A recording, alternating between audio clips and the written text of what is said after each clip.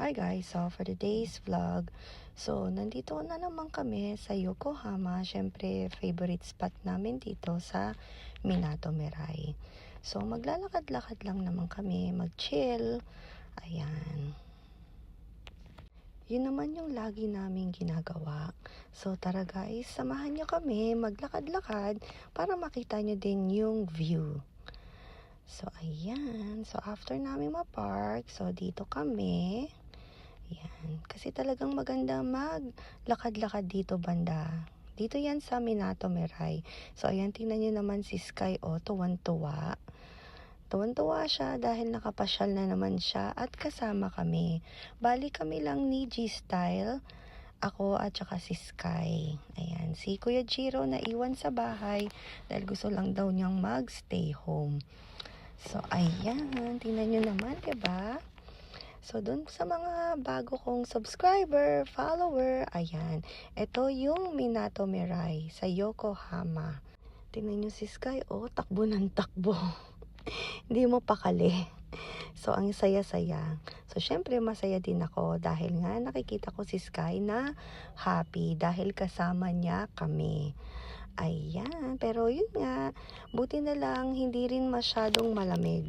Di kailangan ng ear muff at saka ng gloves. Pero minsan, yun nga, sa umaga, ayan, medyo okay. Pero bandang gabi, talagang sobrang lamig. Kaya dapat lagi tayong ready dahil nga bigla-bigla na lang nag-change yung weather dito sa Japan. Ayan. So, tingnan nyo naman, di ba? Talagang masarap maglakad-lakad dito, nakaka-relax, at wala masyadong tao, wala masyadong sasakyan. Ayan. So, dito banda yung Westin Yokohama at saka yung Hilton Yokohama. So, kung dati na kayo ditong nanonood sa aking channel or sa aking page or vlog, so nakapag-stay na tayo sa Hilton Yokohama. Pero next time, yun nga, ipaplano natin yung pagstay sa Westin Yokohama. Dahil yung dalawang hotel na yan ay parang halos bagong katatayo lang. So, ayun nga, parang hindi ko lang sure kung alin doon yung mas nauna. Pero halos, yun nga, parang halos parehong bago yung hotels na kakatayo nila. So, ayan, pumunta si G-Style sa loob ng 7-Eleven dahil sabi niya may bibilin daw siya.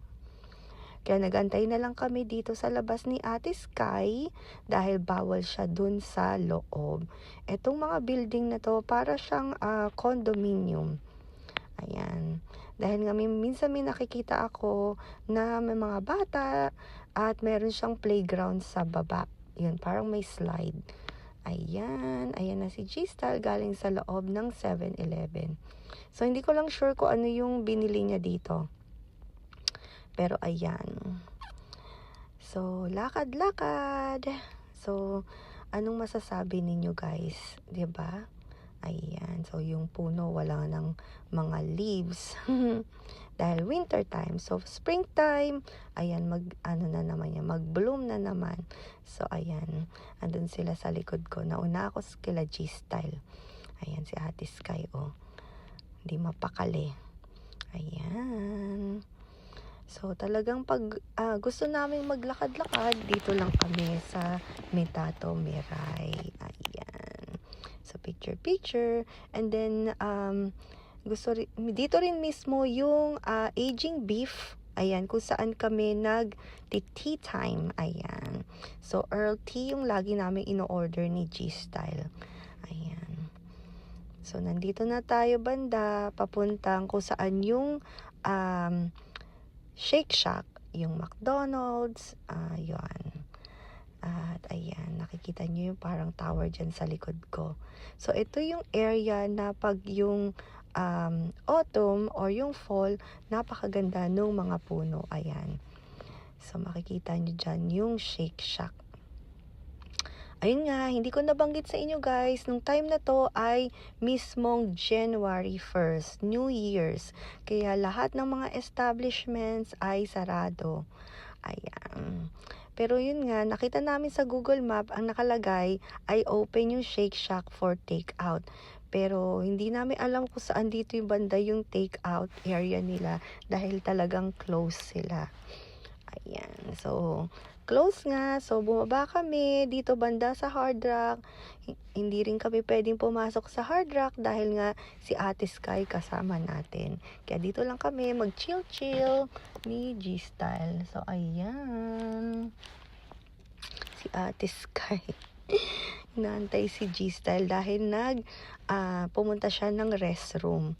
So, nag-antay lang kami dito. Ayan. At, ayan, pumunta rin siya dito sa loob dahil hindi niya ata nabili yung kailangan niyang bilhin dahil wala sa 7-Eleven. So, ayan, pabalik na tayo ulit kung saan kami nag-park.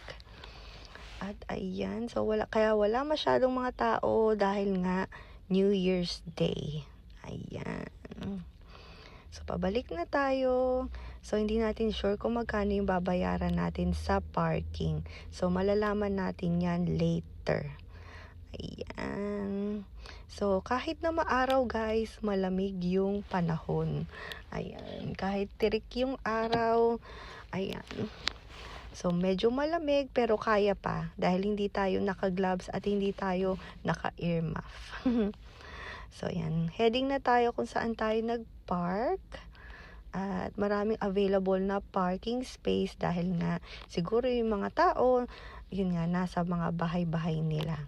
Dahil nga wala din naman mapupuntahan guys dahil close yung mga mall, close yung mga restaurant. Meron lang ibang open, pero yun nga, halos wala. So, ayan. Honey ginger hoto. Hi, what size? Grande.